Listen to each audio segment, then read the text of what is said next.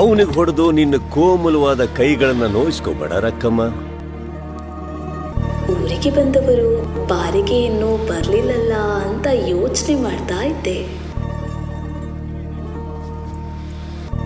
ಮದವೇರಿಸು ಮದನಾರಿಯ ನೋಡಿ ಮಿಡಿದವರೆಷ್ಟು ಮಡಿದವರೆಷ್ಟು. ಇವ್ರು ಯಾರಂತ ಗೊತ್ತೇನಾ? ಗೊತ್ತಿಲ್ಲದೆ ಏನು, ಊರಲ್ಲಿ ಇವತ್ತು ಇವರೊಬ್ಬರದ್ದೇ ಹೆಸರು ಚಾಲ್ತಿಯಲ್ಲಿರೋದು, ವಿಕ್ರಾಂತ್ ರೋಣ. ಇನ್ಸ್ಪೆಕ್ಟ್ರೆ ಹೇಳಿ, ಎಂತ ತಗೋತೀರಿ?